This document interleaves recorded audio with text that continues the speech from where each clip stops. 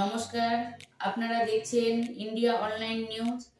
আমি আপনাদের সাথে পিউ আবারও একটা নতুন নিউজ নিয়ে চলে এসেছি আপনাদের মাঝে। मैं भाव विभोर हूं। दशकों तक जो सपना संजोया हो और उसे आज उस पवित्र भूमि को स्पर्श कर करके पूरा हुआ होगा। आप कल्पना कर सकते हैं मेरे भीतर कितना अभूत आनंद होगा। साथियों, 21वीं सदी में भारत के वैभव की तस्वीर भी मेरी आंखों में घूम रही और मैं लंबे समय तक अंदर रहा। मैं समुद्र द्वार और आज के यहां देर आई आने में उसका कारण भी मैं अंदर काफी देर रुका रहा। मैं समुद्र द्वारका के उस दर्शन से विकसित भारत के संकल्प को और मजबूत करके आया हूं। साथियों, आज मुझे सुदर्शन सेतु के लोकार्पण का भी सौभाग्य मिला है। 6 साल पहले मुझे इस सेतु के शिलान्यास का अवसर मिला था। ये सेतु ओखा को बेट द्वारका द्वीप से जोड़ेगा। ये सेतु द्वारकाधीश के दर्शन भी आसान बनाएगा और यहां की दिव्यता को भी 4 चांद लगा देगा। जिसका सपना देखा, जिसकी आधारशिला रखी, उसको पूरा किया। यही ईश्वर रूपी जनता जनार्दन के सेवक मोदी की गारंटी है। सुदर्शन सेतु सिर्फ एक सुविधा भर नहीं है, बल्कि ये इंजीनियरिंग का भी कमाल है। और मैं तो चाहूंगा इंजीनियरिंग के, स्ट्रक्चरल इंजीनियरिंग के विद्यार्थी आकर के इस सुदर्शन सेतु का अध्ययन करें। ये भारत का अब तक का सबसे लंबा केबल आधारित ब्रिज है। मैं सभी देशवासियों को इस आधुनिक और विराट सेतु के लिए बहुत बहुत बधाई देता हूं। અને આજે જ્યારે આવડું મોટું કામ થાય છે ત્યારે એક જૂની વાત યાદ આવે છે। રશિયામાં અસ્ટ્રાખાન નામનું એક રાજ્ય છે। ગુજરાત અને અસ્ટ્રાખાન સાથે સિસ્ટર સ્ટેટનો આપણો નાતો છે। તો જ્યારે હું મુખ્યમંત્રી હતો ત્યારે રશિયાના એ અસ્ટ્રાખાન રાજ્યમાં એમણે મને નિમંત્રણ આપ્યું, હું ગયો હતો।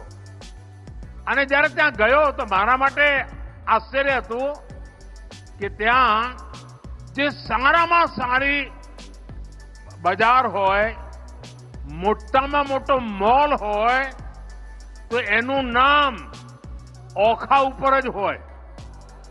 બધાના નામ પર ઓખા। મેં કહ્યું કે ઓખા કેમ રાખ્યું છે? તો સદીઓ પહેલા આપણા લોકો અહીંથી વેપાર માટે ત્યાં જતા અને અહીંથી જે ચીજો જાય એને ત્યાં ઉત્તમમાં ઉત્તમ ચીજો માનવામાં આવતી। એના કારણે જે સદીઓ પછી પણ ઓખા નામની દુકાન હોય, ઓખા નામનો મોલ હોય તો ત્યાંના લોકોને લાગે કે આ ખૂબ ઊંચી ગુણવત્તાવાળી વસ્તુ અહીંયા મળે છે। એ જે સદીઓ પહેલા આ મારા ઓખાની જે આબરૂ હતી ને, આ સુદર્શન સેતુ બન્યા પછી ફરી એકવાર દુનિયાના નકશામાં મારું ઓખા ચમકવાનું છે।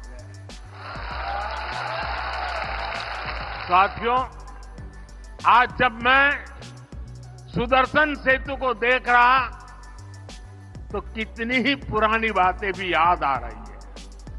पहले द्वारका और बेट द्वारका के लोगों को, श्रद्धालुओं को फेरी बोट पर निर्भर रहना पड़ता था। पहले समंदर और फिर सड़क से लंबा सफर करना पड़ता था। यात्रियों को परेशानी होती थी और अक्सर समंदर की ऊंची लहरों के कारण कभी कभी बोट सेवा बंद भी हो जाती थी। इससे श्रद्धालुओं को बहुत परेशानी होती थी। जब मैं मुख्यमंत्री था तो यहां के साथी जब भी मेरे पास आते थे तो ब्रिज की बात जरूर करते थे। और हमारे शिव हमारे पबूबा, उनका एक एजेंडा था, ये काम मुझे करना है।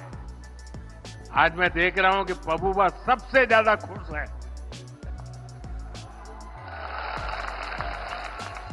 साथियों, मैं तब की कांग्रेस की केंद्र सरकार के सामने बार बार ये बातें रखता था, लेकिन कभी उन्होंने इस पर ध्यान नहीं दिया।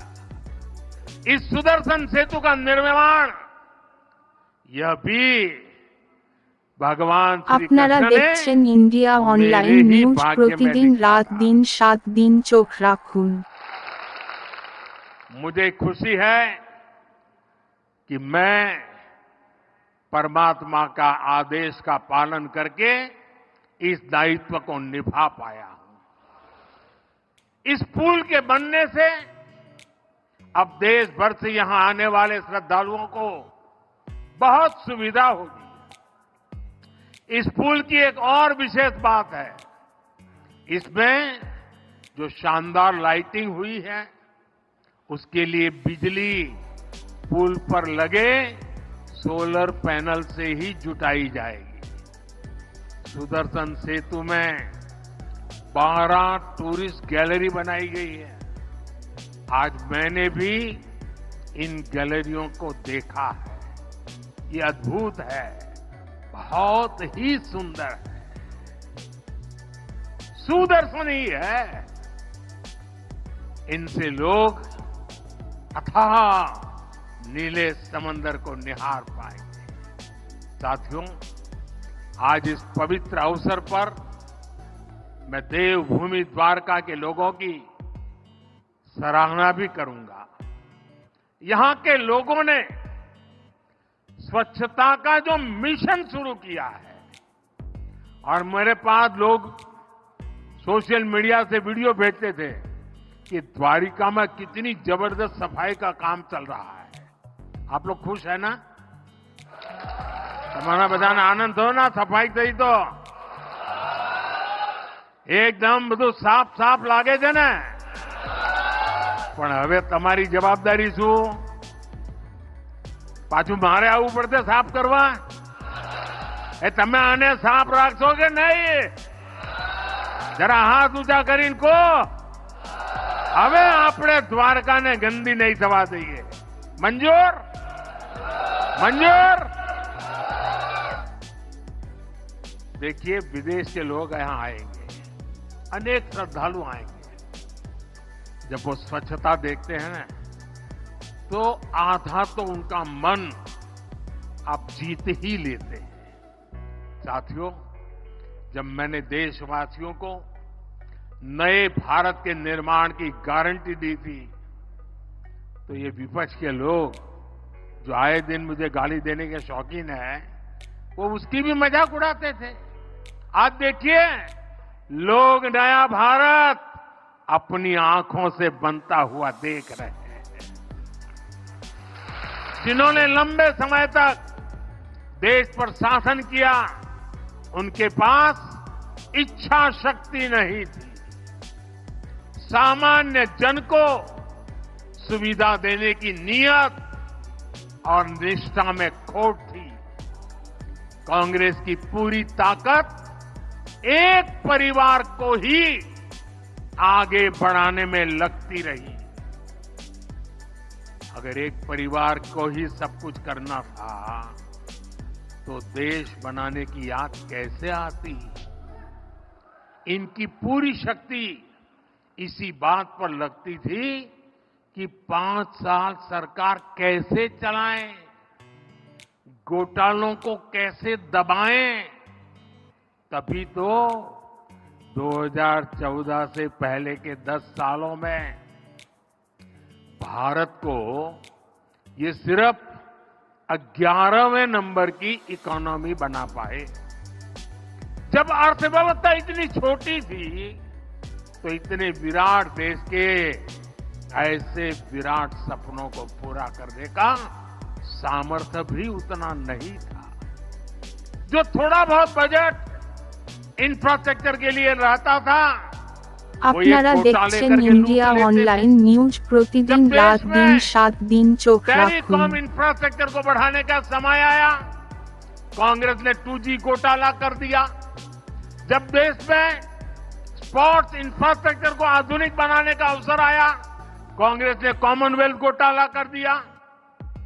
जब देश में डिफेंस इंफ्रास्ट्रक्चर को मजबूत करने की बारी आई, कांग्रेस ने हेलीकॉप्टर और सबमरीन घोटाला कर दिया। देश की हर जरूरत के साथ कांग्रेस सिर्फ विश्वासघात ही कर सकती है। साथियों, 2014 में जब आप सभी ने मुझे आशीर्वाद देकर दिल्ली भेजा तो मैं आपसे वायदा करके गया था कि देश को लूटने नहीं दूंगा।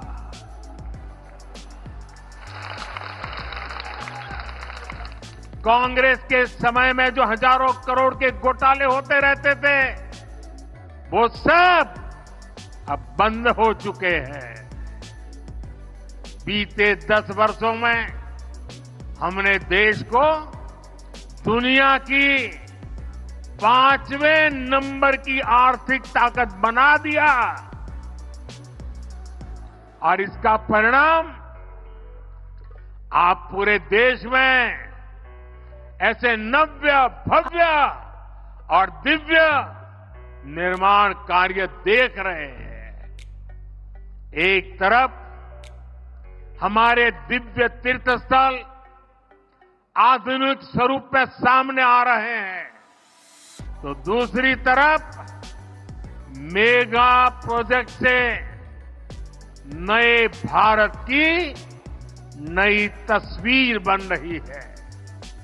आज आप देश का ये सबसे लंबा केबल आधारित सेतु गुजरात में देख रहे हैं। कुछ दिन पहले ही मुंबई में देश का सबसे लंबा सी ब्रिज पूरा हुआ। जम्मू कश्मीर में चिनाब पर बना शानदार ब्रिज आज दुनिया भर में चर्चा का विषय है। तमिलनाडु में भारत का पहला vertical lift bridge new Pamban bridge भी तेजी से काम चल रहा है। असम में भारत का सबसे लंबा नदी सेतु भी बीते 10 वर्ष में ही बना है। पूरब, पश्चिम, उत्तर, दक्षिण चारों तरफ ऐसे बड़े निर्माण हो रहे हैं। यही आधुनिक कनेक्टिविटी समृद्ध और सशक्त राष्ट्र के निर्माण का रास्ता है। साथियों, जब कनेक्टिविटी बढ़ती है, जब कनेक्टिविटी बेहतर होती है तो इसका सीधा प्रभाव देश के पर्यटन पर पड़ता ही है। गुजरात में बढ़ती हुई कनेक्टिविटी राज्य को बड़ा टूरिस्ट हब बना रही है। आज गुजरात में 22 सेंचुरीज और 4 नेशनल पार्क हैं। हजारों वर्ष पुराने पोर्ट सिटी लोथल की चर्चा दुनिया भर में है। आज अहमदाबाद शहर, रानी की वाव, चांपानेर और धोलावीरा वर्ल्ड हेरिटेज बन चुके हैं। द्वारका में शिवराजपुर का ब्लू फ्लैग बीच है। वर्ल्ड हेरिटेज सिटी अहमदाबाद है। एशिया का सबसे लंबा रोपवे ये हमारे गिरनार पर्वत पर है। गिर वन, एशियाटिक लायन ये हमारे गिर के जंगलों में पाए जाते हैं। दुनिया की सबसे ऊंची प्रतिमा सरदार साहब की स्टैच्यू ऑफ यूनिटी गुजरात के एकता नगर में है। रणोत्सव में आज दुनिया भर के पर्यटकों का मेला लगता है। कच्छ का धोर्डो गांव दुनिया के सर्वोत्तम पर्यटन गांवों में गिना जाता है। नड़ाबेट राष्ट्रभक्ति और पर्यटन का एक महत्वपूर्ण केंद्र बन रहा है। विकास भी, विरासत भी, इस मंत्र पर चलते हुए गुजरात में आस्था के स्थलों को भी संवारा जा रहा है। द्वारका, सोमनाथ, पावागढ़, मोढेरा, अंबाजी ऐसे सभी महत्वपूर्ण तीर्थ स्थलों में सुविधाओं का विकास किया गया है। अंबाजी में ऐसी व्यवस्था की गई है कि 52 शक्तिपीठों के दर्शन एक जगह हो जाते हैं। आज गुजरात भारत आने वाले विदेशी पर्यटकों की पसंद बनता जा रहा है। वर्ष 2022 में भारत आए 85 लाख से अधिक पर्यटकों में हर 5वां पर्यटक गुजरात आया है। पिछले वर्ष अगस्त तक करीब 15.5 लाख पर्यटक गुजरात आ चुके हैं। केंद्र सरकार ने विदेशी पर्यटकों को जो ई वीजा की सुविधा दी है उसका भी लाभ गुजरात को मिला है। पर्यटकों की संख्या में हो रही ये वृद्धि गुजरात में रोजगार और स्वरोजगार के नए अवसर बना रही है। साथियों, मैं जब भी सौराष्ट्र आता हूं यहां से एक नई ऊर्जा लेकर जाता हूं। सौराष्ट्र की ये धरती संकल्प से सिद्धि की बहुत बड़ी प्रेरणा है। आज सौराष्ट्र का विकास देखकर किसी को भी एहसास पहले कभी नहीं होगा। আপনারা দেখছেন ইন্ডিয়া অনলাইন নিউজ প্রতিদিন রাত দিন 7 दिन চোখ हमने तो রাখুন। वो दिन भी देखे हैं जब सौराष्ट्र का हर परिवार, हर किसान बूंद बूंद पानी के लिए तरसता था। यहां से लोग पलायन करके दूर दूर पैदल चले जाते थे। जब मैं कहता था कि जिन नदियों में साल भर पानी रहता है वहां से पानी उठाकर सौराष्ट्र और कच्छ में लाया जाएगा, तो ये कांग्रेस के लोग मेरी मजाक उड़ाते थे। लेकिन आज सौनी ये एक ऐसी योजना है जिसने सौराष्ट्र का भाग्य बदल दिया है। इस योजना के तहत 1300 किलोमीटर से अधिक की पाइपलाइन बिछाई गई है। और पाइपलाइन भी छोटी नहीं है, पाइप के अंदर मारुति कार चल जा सकती है। इसके कारण सौराष्ट्र के सैकड़ों गांवों को सिंचाई का और पीने का पानी पहुंच गया है। अब सौराष्ट्र का किसान संपन्न हो रहा है, यहां का पशुपालक संपन्न हो रहा है, यहां का मछुआरा संपन्न हो रहा है। मुझे विश्वास है आने वाले वर्षों में पूरा सौराष्ट्र, पूरा गुजरात सफलता की नई ऊंचाई पर पहुंचेगा। द्वारकाधीश का आशीर्वाद हमारे साथ है। हम मिलकर सौराष्ट्र को, गुजरात को विकसित बनाएंगे। गुजरात विकसित होगा, भारत विकसित होगा। एक बार फिर इस भव्य सेतु के लिए मैं आप सभी को हृदय से बहुत बहुत बधाई देता हूं, आपका अभिनंदन करता हूं। और अब मेरी द्वारका वालों से प्रार्थना है, अब आप अपना मन बना लीजिए।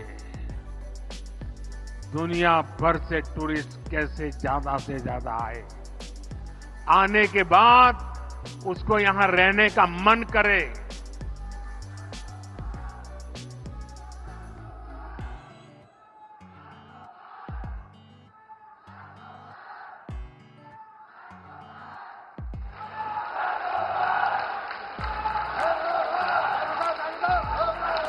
मैं आपकी इस भावना का आदर करता हूं। मेरे साथ बोलिए, द्वारिकाधीश की, द्वारिकाधीश की, द्वारिकाधीश की, भारत माता की, भारत माता की। ইন্ডিয়া অনলাইন নিউজ সাধারণ মানুষের কথা বলে, সাধারণ মানুষের পাশে থাকে। দেখা হচ্ছে পরের নিউজে। ততক্ষণ আপনারা নিজের খেয়াল রাখুন, সুস্থ থাকুন এবং আমাদের সাথে থাকুন।